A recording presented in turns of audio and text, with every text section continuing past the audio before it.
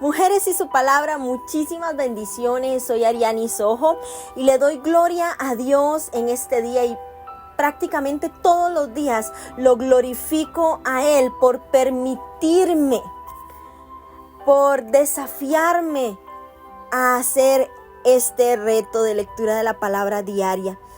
Puedo ver a Dios ministrándonos, hablándonos, transformándonos a través de su palabra. Y definitivamente eso me da la certeza de que este desafío, este reto, este tiempo de lectura de la palabra fue diseñado en el cielo para ti, mujer. Fue orquestado en el cielo para un tiempo como este, porque Dios sabía lo que cada una de nosotras necesitaba. Démosle gloria a Dios y pongamos este nuevo tiempo en sus manos. Yo espero que usted tenga ahí su Biblia, su cuaderno, su lápiz en mano para poder anotar todo lo que el Señor nos está enseñando a través de la palabra. Padre Celestial, yo te doy gracias, Señor, por cada una de las mujeres que ha asumido este reto, por cada una de las mujeres, Señor, que tiene hambre de tu palabra. Yo te doy gracias por cada una de las mujeres, Señor, que a pesar de las circunstancias, que a pesar de los procesos, de los desiertos, tal vez de la enfermedad, tal vez de la desesperanza, Señor, ha decidido poner la mirada en ti, Señor, en Jesús, en el autor y consumador de la fe. Yo creo, Señor, que tú has creado este tiempo especial para transformarnos en mujeres valientes, transformarnos en mujeres virtuosas, transformarnos en mujeres fuertes, con corazones de guerreras, Señor, con corazones, Señor, valientes que deciden ir a la batalla diaria con la certeza de que tú eres el que camina con cada una de nosotras. Señor, ponemos este tiempo en tus manos para que tú te glorifiques, para que tú nos hables y para que tú nos transformes. Que a través de la palabra, que a través de esta lectura, Señor, la que en este momento se encuentra cansada, reciba fuerza. Que la que está agobiada, reciba fortaleza. Que la que necesita sanidad, Señor, pueda sentir tu mano sanadora tocando hoy su cuerpo que está dolido. Que la que necesita restauración pueda ser levantada, Señor, a través de la palabra. Que cada una de las necesidades que puedan tener mis hermanas, Señor, hoy puedan ser suplidas por ti a través de la palabra. En el nombre de Jesús, amén y amén. Vamos a comenzar hoy leyendo el capítulo 4 de Primera de Samuel. Hoy vamos a leer capítulo 4, capítulo 5 y capítulo 6. El capítulo 4 tiene como título: Los filisteos capturan el arca. Y Samuel habló a todo Israel, porque aquel tiempo salió Israel a encontrar en batalla a los filisteos, y acampó junto a Ebenezer, y los filisteos acamparon en Afec, y los filisteos presentaron la batalla a Israel, y trabajándose el combate, Israel fue vencido delante de los filisteos, los cuales hirieron en batalla en el campo como a 4,000 hombres.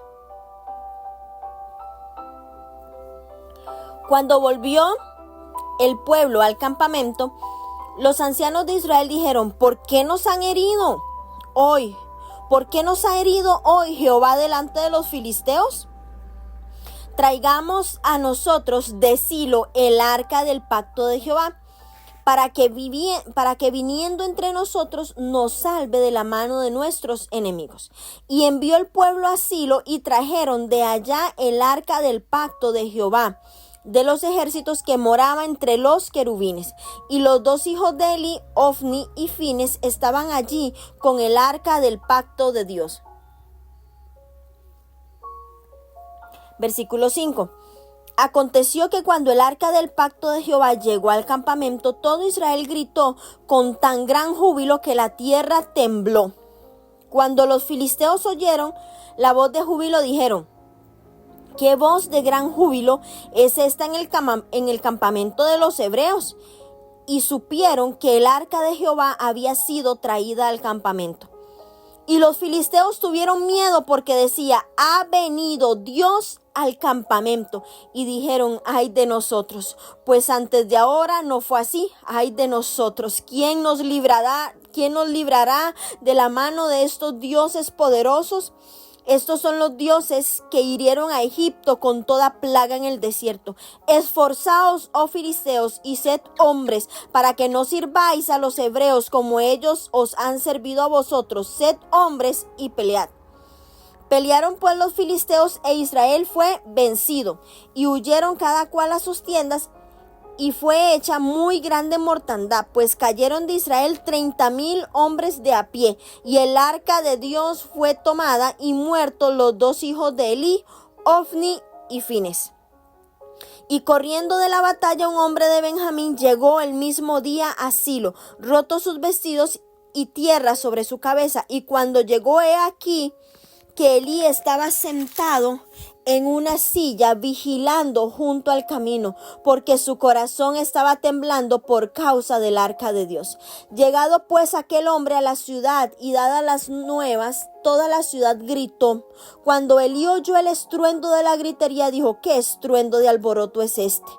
Y aquel hombre vino a prisa y dio las nuevas a Elí. Era ya Elí de edad de 98 años y sus ojos se habían oscurecido, de modo que no podía ver. Dijo pues a aquel hombre a Elí: yo vengo de la batalla, he escapado hoy del combate. Y Elí dijo: ¿qué ha acontecido, hijo mío? Y el mensajero respondió diciendo: Israel huyó delante de los filisteos, y también fue hecha gran mortandad en el pueblo. Y también tus dos hijos, Ofni y Fines, fueron muertos, y el arca de Dios ha sido tomada. Y aconteció que cuando él hizo mención del arca de Dios, Elí cayó hacia atrás de la silla al lado de la puerta, y se desnucó y murió, porque era hombre viejo y pesado, y había juzgado a Israel 40 años. Y su nuera, la mujer de Fines, que estaba encinta cercana al alumbramiento, oyó el rumor que el arca de Dios había sido tomada, y muertos su suegro y su marido, se inclinó y dio a luz, porque le sobrevinieron sus dolores de repente. Y al tiempo que moría, le decían las que estaban junto a ella: no tengas temor, porque has dado a luz un hijo. Mas ella no respondió ni se dio por entendida. Y llamó al niño Icabod, diciendo: traspasada es la gloria de Israel por haber sido tomada el arca de Dios, y por la muerte de su suegro y de su marido. Dios pues, traspasada es la gloria de Israel, porque ha sido tomada el arca de Dios. Amén. Bueno, vemos cómo en respuesta a la captura del arca, los israelitas van a intentar solucionar el problema a su manera. Pero vamos a ver qué aconteció, por qué se dieron estas cosas de tan mala forma, porque Dios no les dio la victoria. Bueno, los filisteos, recuerden que eran los descendientes de Cam, hijo de Noé, se establecieron a lo largo del sureste de la costa del Mediterráneo, entre Egipto y Gaza. Ellos eran originalmente unos de los pueblos del mar que habían emigrado al Oriente Medio en barcos desde Grecia y Creta. En la época de Samuel, este pueblo belicoso estaba muy establecido en 5 de las ciudades de Gaza, en la parte sudoeste de Canaán, y constantemente presionaban tierra adentro en contra de los israelitas. En todo este tiempo, los filisteos fueron los mayores enemigos de Israel. Surge la pregunta: ¿por qué nos ha herido hoy Jehová? Ellos culpaban al Señor por una derrota ocasionada por su propio pecado e ignorancia. El arca del pacto contenía los 10 mandamientos dados por Dios a Moisés. Se suponía que el arca debía ser guardada en el lugar santísimo, un lugar sagrado del tabernáculo, donde exclusivamente el sumo sacerdote podía entrar una vez al año. Ofni y Fines profanaron el lugar al entrar ilegalmente y sacar el arca. Vemos cómo se van a cumplir las predicciones de Samuel. El pueblo reconoció la autenticidad del rol del profeta debido a lo que estaba por cumplirse. Los israelitas reconocieron debidamente la gran santidad del arca, pero pensaron que el arca por sí misma, la caja de madera y de metal, era su fuente de poder. Obviamente eso fue un error. Comenzaron a usar el arca como un amuleto de buena suerte. Un símbolo de Dios no garantiza su presencia y poder. Su actitud hacia el arca llegó a asemejarse peligrosamente a la idolatría. Cuando el arca fue capturada por sus enemigos, pensaron que la gloria de Israel estaba perdida y que Dios los había abandonado. Dios usa su poder de acuerdo con su propia sabiduría y su propia voluntad. Dios responde a la fe de aquellos que le buscan.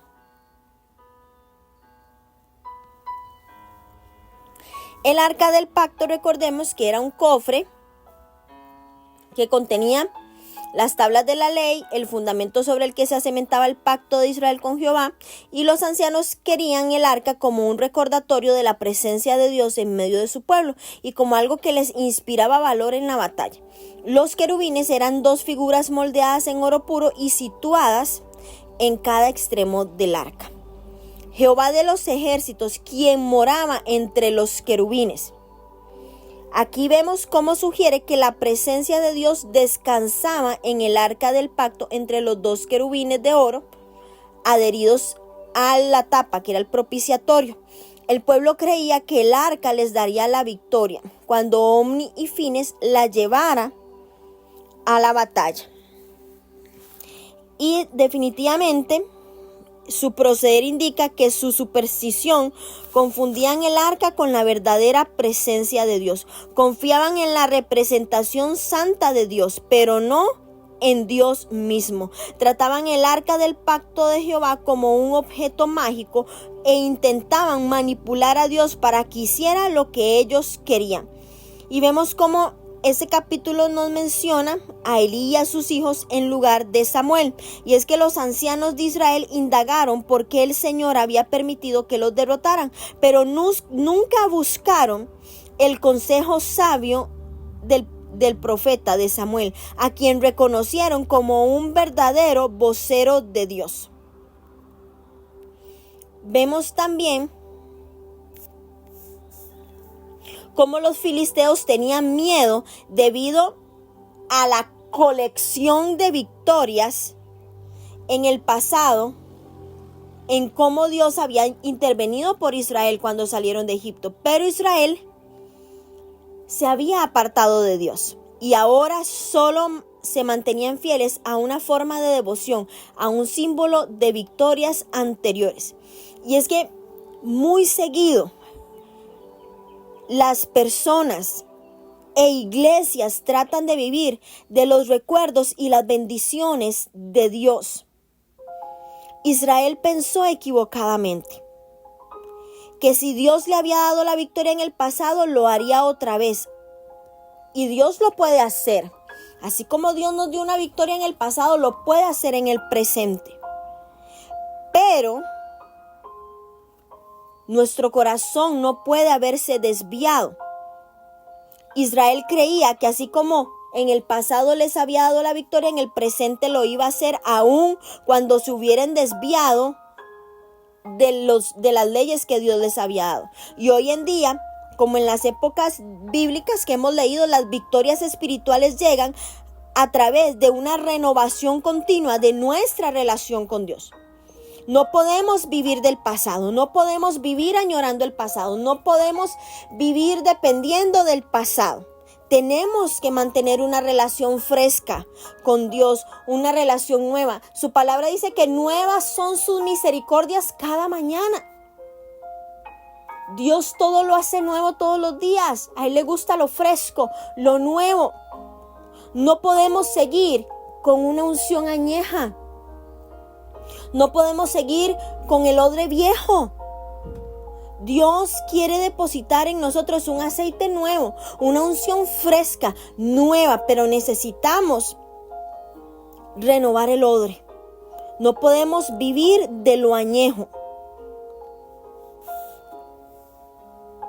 Vemos cómo estos dioses poderosos, dice el versículo, y aunque equivocados en su comprensión de Jehová, la observación de los filisteos demuestra un mayor respeto y temor ante el Dios de Israel que los mismos israelitas.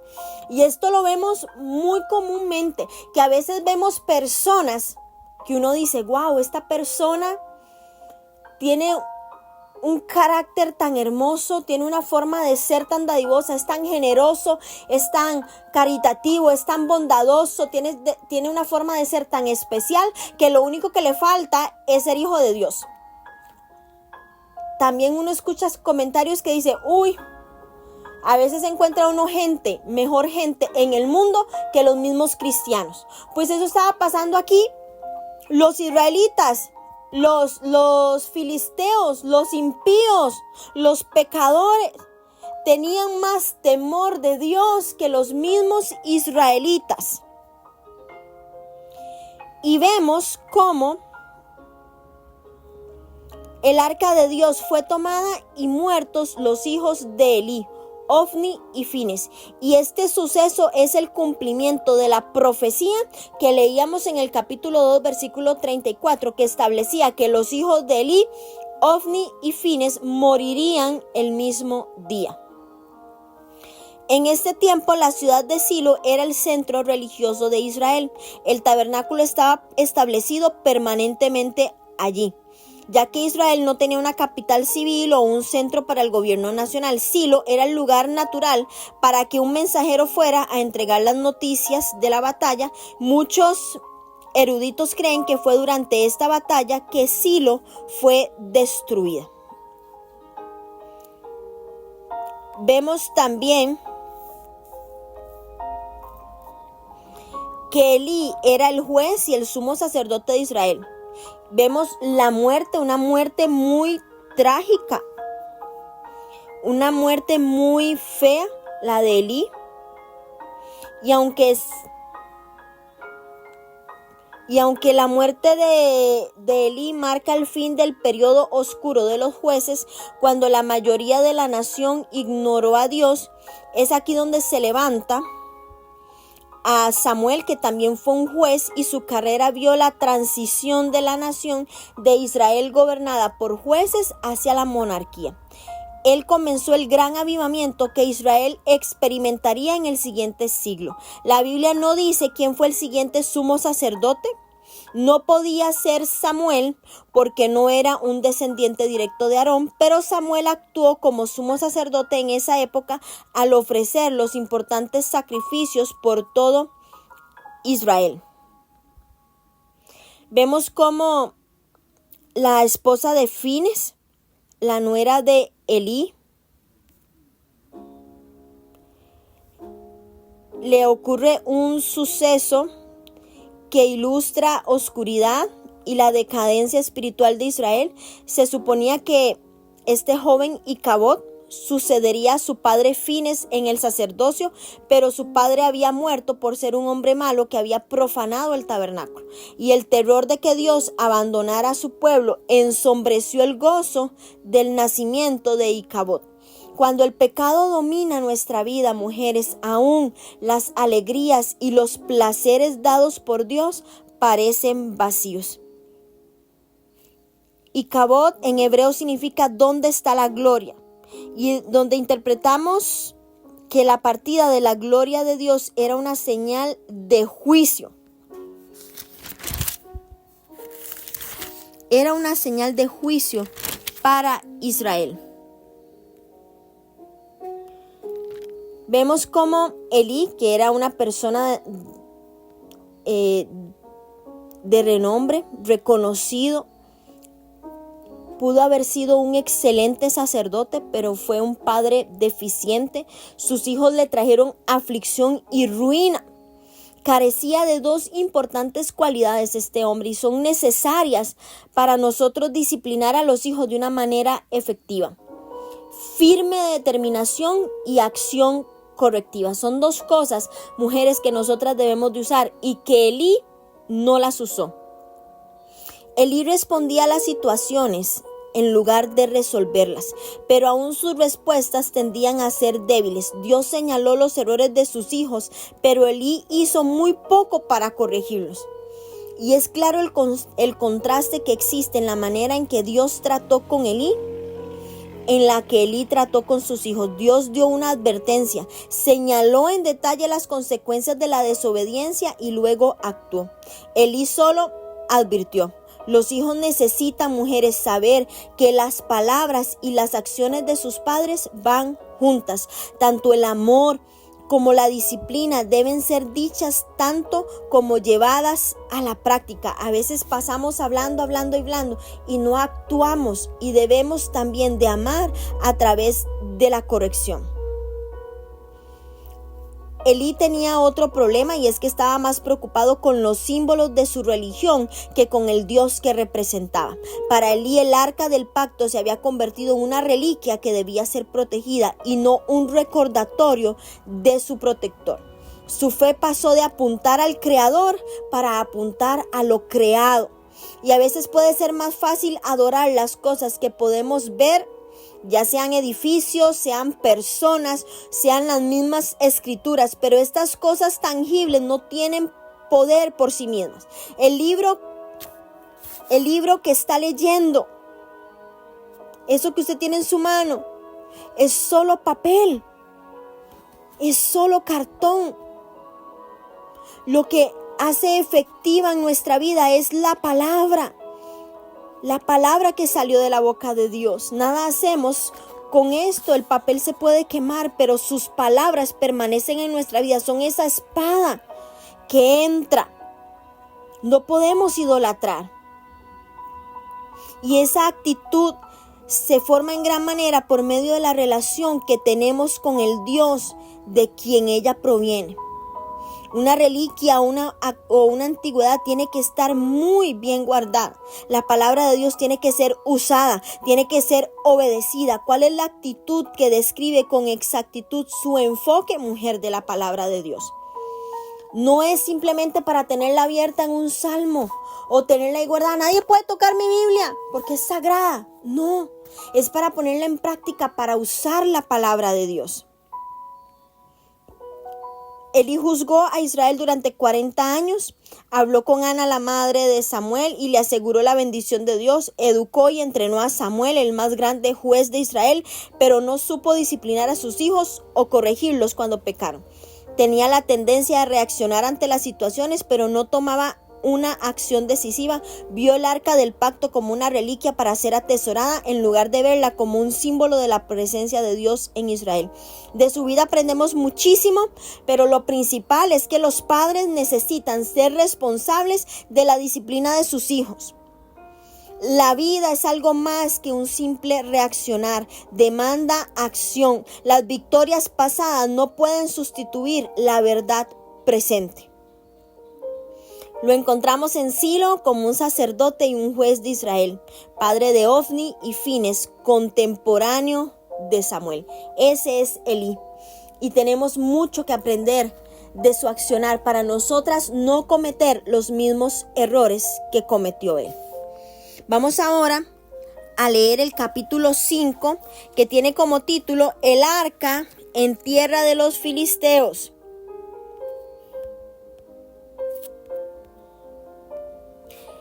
Dice la palabra de Dios así: cuando los filisteos capturaron el arca de Dios, la llevaron desde Ebenezer a Asdod. Y tomaron los filisteos el arca de Dios y la metieron en la casa de Dagón y la pusieron junto a Dagón. Y cuando al siguiente día los de Asdod se levantaron de mañana, he aquí Dagón postrado en tierra delante del arca de Jehová. Y tomaron a Dagón y lo volvieron a su lugar. Y volviéndose a levantar de mañana el siguiente día, He aquí que Dagón había caído postrado en tierra delante del arca de Jehová, y la cabeza de Dagón y las 2 palmas de sus manos estaban cortadas sobre el umbral, habiéndole quedado a Dagón el tronco solamente. Por esta causa, los sacerdotes de Dagón y todos los que entraban en el templo de Dagón no pisan el umbral de Dagón en Asdod hasta hoy. Y se agravó la mano de Jehová sobre los de Asdod, y los destruyó y los hirió con tumores, y Asdod y en todo su territorio. Y viendo esto, los de Asdod dijeron: no quede con nosotros el arca del Dios de Israel, porque su mano es dura sobre nosotros y sobre nuestro Dios Dagón. Convocaron pues a todos los príncipes de los filisteos y les dijeron: ¿qué haremos del arca de Dios de Israel? Y ellos respondieron: pásese el arca del Dios de Israel a Gat. Y pasaron allá el arca del Dios de Israel, y aconteció que cuando la habían pasado, la mano de Jehová estuvo contra la ciudad con gran quebrantamiento, y afligió a los hombres de aquella ciudad desde el chico hasta el grande, y se llenaron de tumores. Entonces enviaron el arca de Dios a Ecrón. Y cuando el arca de Dios vino a Ecrón, los ecronitas dieron voces diciendo: han pasado a nosotros el arca de Dios de Israel para matarnos, a nosotros y a nuestro pueblo. Y enviaron y reunieron a todos los príncipes de los filisteos diciendo: enviad el arca del Dios de Israel y vuélvase a su lugar, y no nos mate a nosotros ni a nuestro pueblo, porque había consternación de muerte en toda la ciudad, y la mano de Dios se había agravado allí. Y los que no morían eran heridos de tumores, y el clamor de la ciudad subía al cielo. ¡Wow! ¡Qué impresionante lo que estaba sucediendo! Primero que nada vemos cómo se menciona a Dagón, que era el dios más importante de los filisteos. Ellos creían que este dios enviaba la lluvia y aseguraba una cosecha abundante. Pero los filisteos, como la mayoría de sus vecinos paganos, adoraban muchos dioses. Mientras más dioses pudieran tener de su lado, más seguros se sentían. Y esta era la razón por la cual deseaban el arca. Pensaban que si habían ayudado a los israelitas, también los podría ayudar a ellos. Sin embargo, cuando la gente que vivía cerca comenzó a enfermar y a morir, los filisteos se dieron cuenta de que para ellos el arca no era un buen augurio. Era una fuente de poder mayor de lo que ellos jamás habían visto, y era un poder que ellos no podían controlar. Asdod se hallaba aproximadamente 80 kilómetros al sudoeste de Silo. Dagón, como les dije, era el dios principal filisteo y tenía el torso, los brazos y la cabeza de un hombre, pero la parte inferior del cuerpo de un pez. Se le adoraba como el padre de Baal. Vemos que dice postrado en tierra. Cayó postrado como si estuviera adorando delante del arca. También se dice que cortadas, y esto indica que el ídolo simplemente no se había caído y roto, sino que había sido desmembrado. Y tan grande fue la catástrofe a los ojos de estos filisteos que no se atrevieron a atravesar el umbral donde yacían los miembros y la cabeza de su dios derrotado. Los hirió con tumores. Puede que sea una alusión a una inflamación glandular o un síntoma que acompaña algunas formas de fiebre bubónica o enfermedad propagada por las ratas. Bueno, se han dicho infinidad de cosas. Lo que dice es que los hirió con tumores, y que a pesar de que los filisteos acababan de presenciar una gran victoria del Dios de Israel sobre su dios Dagón, no actuaron a raíz de ese indicio hasta que fueron personalmente afligidos con tumores. De manera similar, mucha gente no responde a la verdad bíblica hasta que no experimenta el dolor personal. Yo hoy te hago la pregunta, mujer: ¿estás dispuesta a escuchar a Dios en bien de la verdad, o solo se vuelve a Él cuando se encuentra afligida en forma personal? Contéstese usted ahí mismo, reflexione en esto. Dice que los príncipes de los filisteos eran los líderes de las ciudades o estados, se reunieron se reunieron estos gobernantes y cada uno de ellos vivía en una ciudad diferente: Gad, Ecrón, Asdod, Ascalón y Gaza. El arca fue llevado a 3 de estas ciudades capitales y en cada caso trajo grandes problemas y caos a los ciudadanos. Por eso nadie quería el arca. El clamor de la ciudad, y es que al derrotado dios Dagón no se le dirige ninguna oración, sino que se implora la ayuda del cielo, es decir, la ayuda de Jehová. Los que morían estaban llenos de tumores y el clamor de la ciudad subía al cielo, subía a Jehová. Y es que vemos cómo ellos querían un Dios más. Y Dios no es un Dios más. Él es el Dios todopoderoso. Él es el Dios supremo. Él está por encima de todos los dioses. Dios triunfó sobre los filisteos. Los filisteos dijeron: enviad el arca del Dios de Israel. ¿Cuántas veces se ha repetido esta historia en la experiencia de los hombres pecadores? En Betel los jóvenes le gritaron a Eliseo: sube, calvo, con tono despreciativo. En Samaria le dijeron a Amós: vidente, vete, huye de la tierra de Judá. Los gadarenos le rogaban a Jesús que se apartara de ellos porque tenían mucho temor. El pecado siempre aparta a los hombres de Dios. Como en Job 21:14, cuando dicen los impíos: apártate de nosotros, no queremos el conocimiento de tus caminos.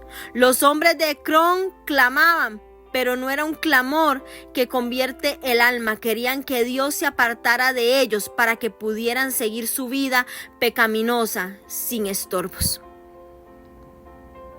¿Qué queremos de Dios? ¿Lo queremos cerca? ¿Lo queremos íntimo de cada una de nosotras o lo queremos lejos para poder seguir viviendo nuestra vida sin estorbos? Vamos ahora a leer el capítulo 6, que tiene como título: Los filisteos devuelven el arca. Dice la palabra de Dios: entonces estuvo el arca de Jehová en la tierra de los filisteos 7 meses. Entonces los filisteos, llamando a los sacerdotes y adivinos, preguntaron: ¿qué haremos el arca de Jehová? Hacednos saber de qué manera la hemos de volver a enviar a su lugar.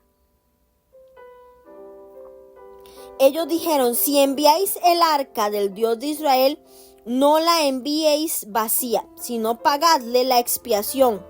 Entonces seréis sanos y conoceréis por qué no se apartó de vosotros su mano. Y ellos dijeron: ¿y qué será la expiación que le pagaremos? Ellos respondieron: conforme al número de los príncipes de los filisteos, 5 tumores de oro y 5 ratones de oro, porque una misma plaga ha afligido a todos vosotros y a vuestros príncipes. Haréis pues figuras de vuestros tumores y de vuestros ratones que destruyen la tierra, y daréis la gloria al Dios de Israel. Quizá aliviará su mano de sobre vosotros y de sobre vuestros dioses y de sobre vuestra tierra, porque endurecéis vuestro corazón como los egipcios, y Faraón endurecieron su corazón. Después que los había tratado así, no lo dejaron ir y se fueron. Haced pues ahora un carro nuevo y tomad luego 2 vacas que críen, a las cuales no haya sido puesto yugo, y uncid las vacas al carro y haced volver sus becerros detrás de ellas a casa. Tomaréis luego el arca de Jehová y la pondréis sobre el carro, y las joyas de oro que le habéis de pagar en ofrenda por la culpa, la pondréis en una caja al lado de ella y la dejaréis que se vaya. Y observaréis si sube por el camino de su tierra, Bet-Semes, él nos ha hecho este mal tan grande. Y si no, sabremos que no es su mano la que nos ha herido, sino que esto ocurrió por accidente. Y aquellos hombres lo hicieron así. Tomando 2 vacas que criaban, las unieron al carro y encerraron en casa sus becerros, y luego pusieron el arca de Jehová sobre el carro y la caja con los ratones de oro y las figuras de sus tumores. Y las vacas se encaminaron por el camino de Bet-Semes y seguían camino recto, andando y bramando, sin apartarse ni a derecha ni a izquierda. Y los príncipes de los filisteos fueron tras ellas hasta el límite de Bet-Semes. Y los de Bet-Semes segaban el trigo en el valle, y alzando los ojos vieron el arca. Y se regocijaron cuando la vieron. Y el carro vino al campo de Josué en Bet-Semes y paró allí donde había una gran piedra. Y ellos cortaron la madera del carro y ofrecieron las vacas en holocausto a Jehová. Y los levitas bajaron el arca de Jehová y la caja que estaba junto a ella, en la cual estaban las joyas de oro, y la pusieron sobre aquella gran piedra. Y los hombres de Bet-Semes sacrificaron holocaustos y dedicaron sacrificios a Jehová en aquel día. Cuando vieron esto, los 5 príncipes de los filisteos volvieron a Ecrón el mismo día, y estos fueron los tumores de oro que pagaron los filisteos en expiación a Jehová: por Asdod 1, por Gaza 1, por Ascalón 1, por Gat 1, por Ecrón 1. Y los ratones de oro fueron conforme al número de todas las ciudades de los filisteos, pertenecientes a los cinco príncipes, así las ciudades fortificadas como las aldeas y muros. La gran piedra sobre la cual pusieron el arca de Jehová está en el campo de Josué de Bet-Semes hasta hoy. Entonces Dios hizo morir a los hombres de Bet-Semes porque habían mirado dentro del arca de Jehová. Hizo morir del pueblo a 50,070 hombres. Y lloró el pueblo porque Jehová lo había herido con tan gran mortandad. Y dijeron los de Bet-Semes: ¿quién podrá estar delante de Jehová el Dios Santo? ¿A quién subirá de nosotros? Y enviaron mensajeros a los habitantes de Kiriat Jearim, diciendo: los filisteos han devuelto el arca de Jehová, descended pues y llevadla a vosotros. El propósito de exigir que 2 vacas sin adiestrar dejaran sus becerros y tiraran juntas en la misma dirección era impedir que esto sucediera, a menos que interviniera Yahvé. No obstante, el Dios de Israel hizo lo que estos sacerdotes creyeron imposible: demostró su poder y su gloria ante los filisteos. Y es que expiación indica que sentían la necesidad de presentar una ofrenda que expiara el crimen de robar el arca. ¿Qué se pretendía lograr con esta ofrenda de culpa? Bueno, esta era una reacción normal a los problemas en la religión cananea. Los filisteos pensaban que los problemas se debían a que sus dioses estaban enojados. Ellos reconocieron su culpa al tomar el arca y ahora estaban intentando cualquier cosa para aplacar la ira del Dios de Israel. Los adivinos probablemente ayudaron a elegir el presente que creían que aplacaría a Jehová, pero la ofrenda constaba de imágenes de tumores y de ratas, no la clase de ofrendas prescritas por las leyes de Dios. Y es que es muy fácil diseñar nuestros propios métodos para hacer un reconocimiento a Dios, en lugar de comprometernos a servirle en la forma en la que Él nos pide.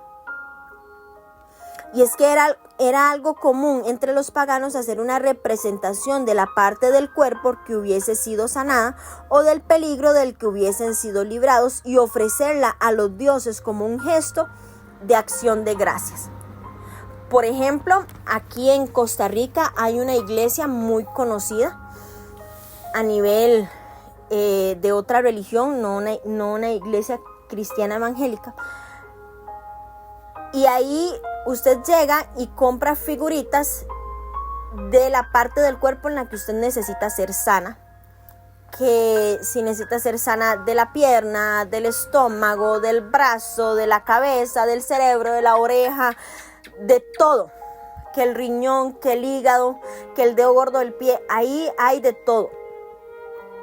Y entonces, no sé cuántas de ustedes, si practicaron esta religión, tienen ahí un órgano de su cuerpo que presentaron en ese lugar, esperando un milagro.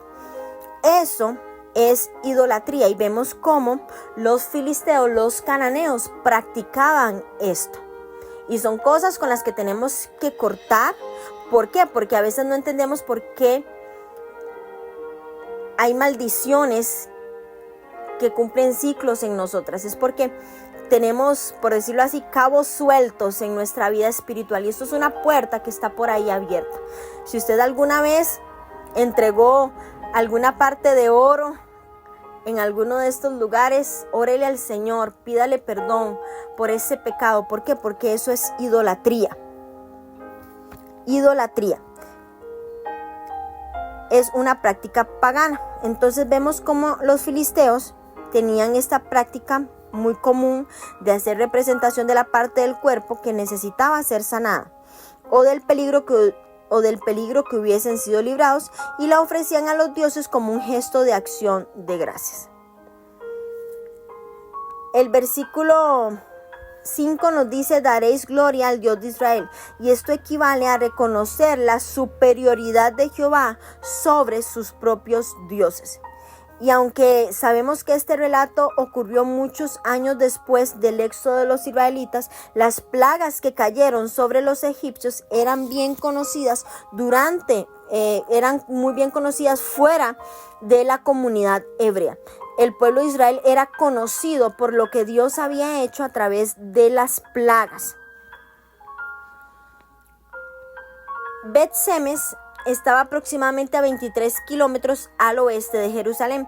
Los filisteos reconocieron la existencia del Dios hebreo, pero tan solo como una de las muchas deidades de las cuales buscaban su favor. Y a pesar de que Dios de esta manera les facilitó ignorar su mandamiento de que debían adorarlo solamente a Él, mucha gente adora a Dios de esta manera, lo ven solo como un ingrediente de una vida exitosa. Pero Dios es mucho más que un ingrediente, Dios es mucho más que un escalón. Él es la fuente de vida misma. No podemos ser mujeres filisteas que ven el favor de Dios solo como un ingrediente de una buena vida. No podemos ser así. No podemos buscar tener a Dios solo como algo más en nuestra vida. Él debe ser el centro de nuestra vida. Los sacerdotes filisteos y los adivinos idearon una prueba para comprobar si Dios era el que había causado todos sus problemas recientes. 2 vacas que acababan de parir fueron atadas a un carro y fueron enviadas hacia la frontera de Israel llevando el arca del pacto. Para que una vaca dejara a su becerro debía ir en contra de todos sus instintos maternos, y solo Dios, que tiene poder sobre todo el orden natural, pudo hacer que esto sucediera. Dios envió las vacas a Israel no para pasar la prueba de los filisteos, sino para demostrarles su grandioso poder. Vemos cómo el pueblo estaba gozoso por el regreso del arca. Todavía veía en ella algo sobrenatural, algo mágico, y no el símbolo de la santa presencia de Dios. Y vemos cómo este capítulo nos muestra una oscura construcción gramatical hebrea cuyo probable significado es que 70 hombres y luego 50,000 fueron heridos por la mortandad, tal vez 70 en Bet-Semes y los demás a sus alrededores. Durante la celebración, los israelitas desobedecieron la ley de Dios al mirar dentro del arca. El Señor hizo morir a los hombres de Bet-Semes por su falta de respeto y honra al acercarse a su presencia. ¿Por qué murió la gente? Bueno, los israelitas habían hecho del arca un ídolo, habían tratado de aprovechar el poder de Dios para usarlo para sus propios fines, para victoria en la batalla. Pero Dios no puede ser controlado por los seres humanos. Y para proteger a los israelitas de su poder, Él les había advertido que ni siquiera miraran los objetos sagrados del santuario que estaban en el lugar santísimo o morirían. Y debido a su desobediencia, Dios llevó a cabo el juicio prometido. Dios no puede permitir que la gente piense que puede utilizar su poder para sus propios fines. No puede permitir que pasen por alto sus advertencias y vayan ante su presencia a la ligera. Él no quiere que el ciclo de desobediencia, de desacato, de derrota comience una vez más. Dios no mató a los hombres de Bet-Semes solo por ser cruel. Los mató porque si pasaba por alto su pecado de presunción, estaría empujando a la nación entera de Israel a que pasara por alto a Dios. Y es que este capítulo nos da la impresión de que el arca había permanecido solo unas cuantas semanas con los filisteos. Lo sorprendente es que hubieran sido 7 meses y es evidente que a pesar del duro trato que recibieron, a malas ganas llegaron a optar por el regreso del arca a Judá. El diablo, mujeres, no se rinde tan fácilmente.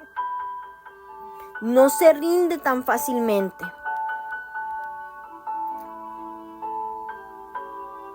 Y es que vemos la incredulidad, cómo les motivó a idear siempre una prueba a la realidad del origen de la peste. Otra vez fue una confrontación entre el Dios vivo y verdadero y las potestades de las tinieblas. ¿Y quién triunfó? Dios triunfó una vez más. Dios triunfó sobre la maldad. Dios triunfó una vez más sobre el enemigo. Y es que hay lecciones en la vida, yo sé que muchas tenemos lecciones que hemos aprendido y hemos pagado un precio muy alto. Pero vemos que aquí queda claro que cuando se trata de los mandatos divinos y de amar y de respetar y de reverenciar a Dios, Él nos reserva bendiciones al guardar su palabra, al respetar su presencia, al amar su persona. Hay bendición en eso, pero debemos de hacerlo con reverencia, con respeto, con temor. Porque Él quiere amarnos, Él nos ama incondicionalmente y Él quiere que nosotros disfrutemos, mujeres, de ese amor. Él quiere que disfrutemos de su presencia, de su persona. Y tenemos que mostrarle respeto, tenemos que mostrarle honra al acercarnos a su presencia. 3 capítulos que nos enseñan muchísimo, que nos dejan grandes lecciones. Yo sé que sí. Yo las bendigo en este día y declaro que vienen tiempos mejores para cada una de ustedes. Que lo que siembran en su presencia, que lo que siembran buscando a Dios todos los días, van a ver la recompensa. Porque Dios no puede ir en contra de lo que ya Él ha establecido en su palabra. Y Él honra la fidelidad, Él honra la entrega, Él honra todas esas cosas que nosotros hacemos para agradarlo a Él. Las bendigo, mujeres, en el nombre de Jesús.